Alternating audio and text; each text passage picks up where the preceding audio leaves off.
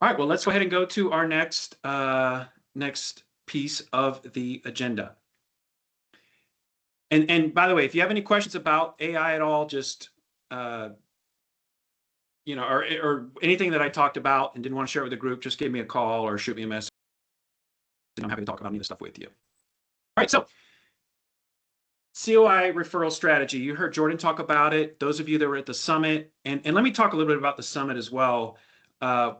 If you haven't already, Shelby this week's going to send an invite to everybody for our summit this next year. I think it's the 25th through 28th or 26th through 28th or something like that. It's that same time, that last 3 days, Sunday, Monday, Tuesday in October.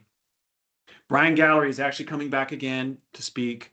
And we're changing some things up this year. We're gonna be rolling all this stuff out here shortly to you, but please mark your calendars for those days now. Get them blocked. I should be able to have the hotel block rooms to you here shortly that you can at least book your rooms. We got a great rate again. We're not going to be meeting in the upstairs anymore. We've outgrown that space. There's a I don't know if you saw it when you were there last time, but Serotonin, there's this really cool jazz club that they've built on kind of downstairs on the bottom. And we've got that whole room now where we're going to be doing our meetings in.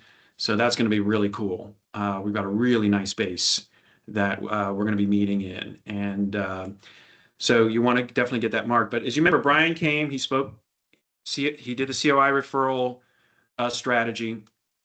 And a number of our advisors here at Parallel have been working the strategy. So I wanted to ask Justin and I wanted to ask Peyton to just share a little bit about, their journey in this, some of the successes, some of the things that they've learned doing this with the group. Because I know that he was definitely rated our highest speaker.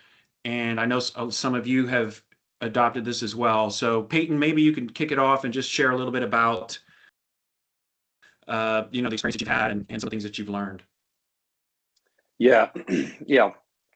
Thanks, Brian. Yeah, I think there's a part of this that takes a little bit of crafting depending on where you're at, what you're focused on. In the Southeast, because Brian had said, spend 20 minutes with them, 15 to 20 minutes, tell them that's all you're going to take from them every time you meet with them, every quarter. Bring them something twice a year, and then stay in touch, stay familiar with them. That was his main thing. You have to stay familiar. So newsletter or put on some kind of email blast that goes out monthly or a couple times a month is what I've been doing to stay in front of them.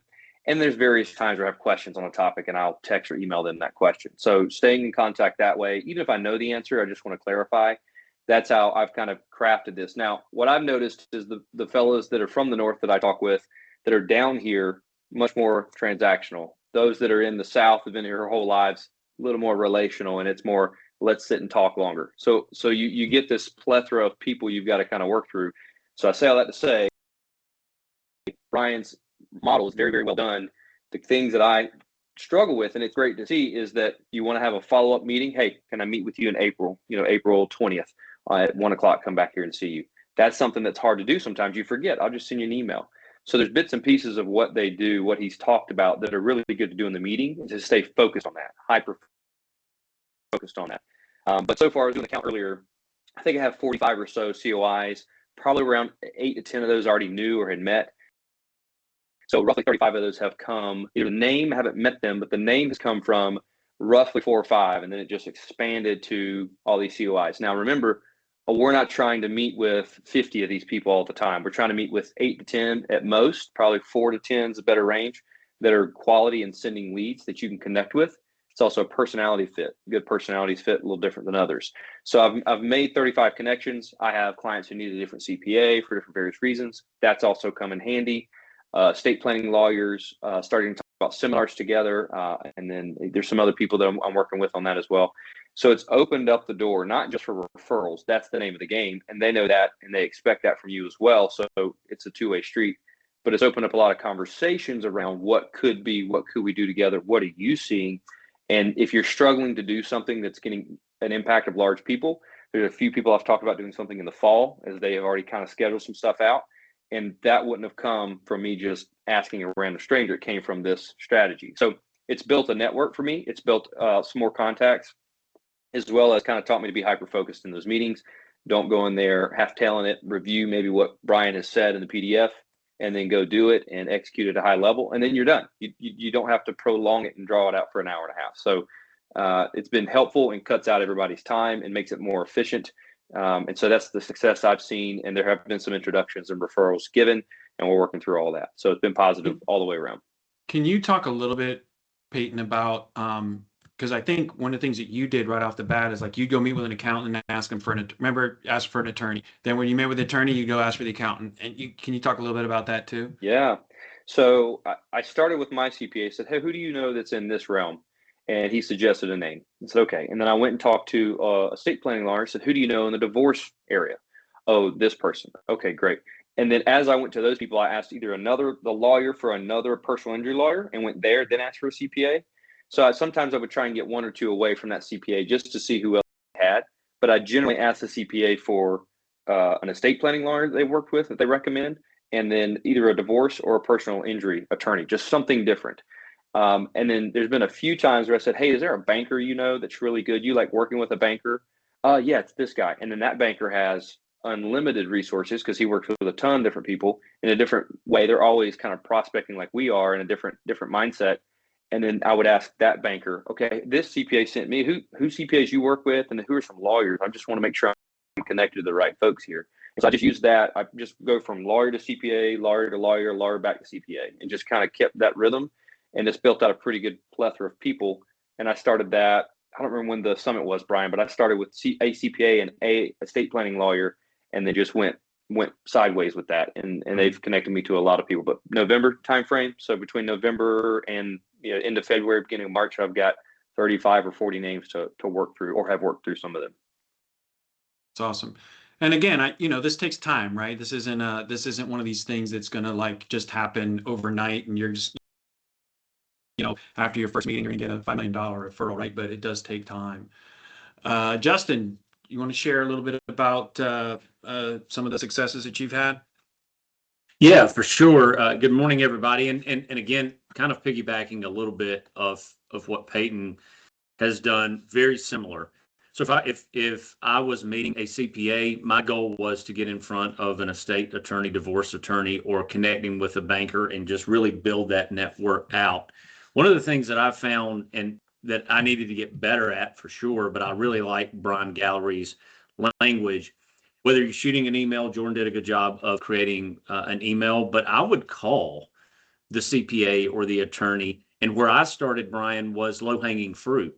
So semi-annual reviews, I generally give my current clients an agenda before the meeting, and down there at the bottom, it's a helpful reminder for myself and the client just to make sure that, hey, they have an attorney that they're doing estate planning with, and or they're working with a CPA or an accountant. And from that would be my leeway into going and making a call.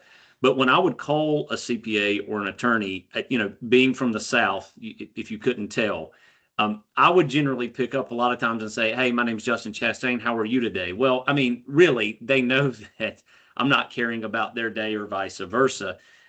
So I really got intentional with my language to say, hey, I'm Justin Chastain. I'm a wealth and tax advisor here at Parallel. And the reason for my call, so I jumped right into it. Here's the reason that I'm giving you a call. I don't want to waste your time. And to Peyton's point, if I said, hey, are you open to a 15-minute conversation? When I met with them, I was like, hey, I just want to respect your time. Are you still good for 15 minutes today, just to break the ice? The other thing that I did as I've built out this network is for the CPAs or attorneys that are willing to refer or start that relationship, have contact points.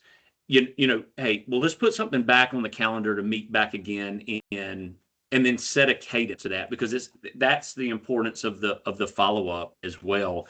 And then just remembering little things about them, where they went to school, et cetera, and having that on file. And as a matter of fact, my starting this around November, I've built out roughly around 50 new contacts here, and one has already sent me a referral, and we're working on the engagement letters and things like that, and has a potential to be a $1.5 million asset under management opportunity. And that's just him and his wife, and they were both retirees, and that's really the target that I set up this contact with.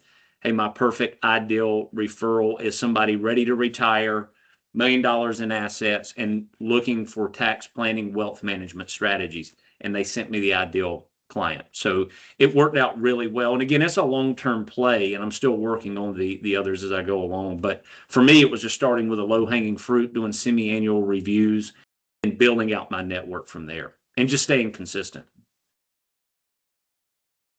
Thank you, Justin. Anyone else been working the COI strategy, or anybody want to share about just any experiences that they've had, learned, successes, anything along those lines? Well, I have I'm lucky to have my nephew here in Greenville. He's a prominent attorney, and he's making a list of referrals for me, and also his partner, who's he's only in his early 40s, young guy. To me, that's a young guy. And his partner, she knows a lot of people. She's going to work on providing a list of referrals for me. So, yeah, I never thought about it until I watched the video with Brian. I think it's an excellent source to get new referrals, and it seemed to be working for me, just with just 2 attorneys. That's great.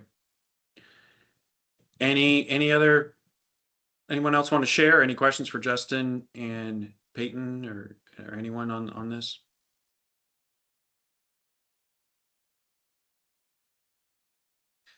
All right. Well, sounds good. Now let's go ahead and move on to the